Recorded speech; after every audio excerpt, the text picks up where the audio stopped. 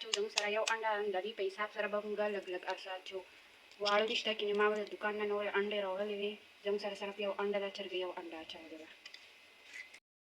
اوس به پکې 1/3 کپ چې دی چیني دي هغه به پکې ور واچوو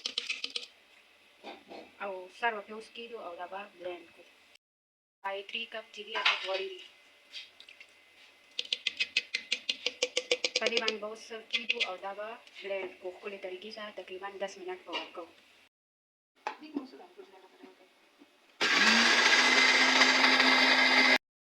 ډېر ښکلې طریقې سره دا زموږ سره بلینډ شو او جوسر به ورته اوس راصفا کړو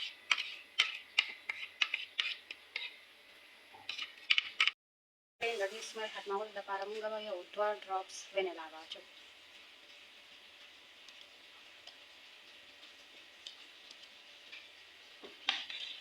او دا به پکې ولړو په ښکلې طریقې سره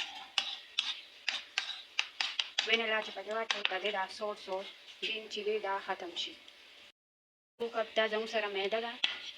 چاڼ کړه شوې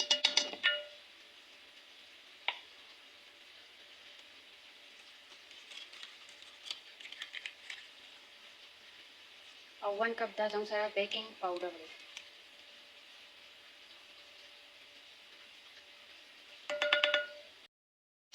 دا به ولړو اوس دا به ټول ته یو ځای نه لږ لږ به پکې اچوو او دا به مکس کوو دا هیرو بس ختم شو موږ ورته لږ لږ ورچوله او مکس کول به مو بس دا هیرو دا ټول ښکلې مکس کړئ ښکلې طریقې سره څونه سخت شو بس د دې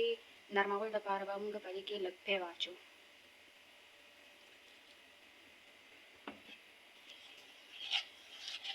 پی چې پکې واچوو دا دې سره نرم شي دا تیار شو او په دې کې بیا اوس راواچوو دا ورته ما مخکې نه غوړ کړی او لږه غونته کې میده مې پرې اچولې وه چې دا کیک انحلی نه دا به ورته اوس ټول راصفا کړو پرېږدی په لوښي کې مه ټول ورته راصفا کوئ دا مو پرې د پاسه واچولې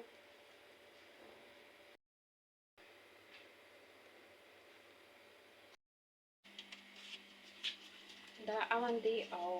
یو 10 منټ به یې ورته مخکې نه ګرموئ چې دا یو 10 منټ واخلي چې ګرم شي نو بیا ورپکې کیک چې دی هغه وي د دې 10 منټ وشو دا زموږ سره ګرم شو اوس به پکې کیک چې دی هغه کېږدو او ټایم به وله ورکړو کیک چې دی هغه زموږ تیار دی او ډېر ښکلې طریقې سره چې دی هغه پوخ شوی دی ډېر زیات نرم دی او ډېر زیات زبردست دی ښکلې طریقې سره پوخ شوی اوس تاسو زما دا ویډیو او ریسیپي چې دی هغه خوښه شوي نو پلیز زما دا چینل سبسکرایب کړئ او لایک کړئ چې زه ستاسو لپاره د په شان ښکلې ښکلې نورې ویډیوګانې چې دي هغه راوړم جوړوم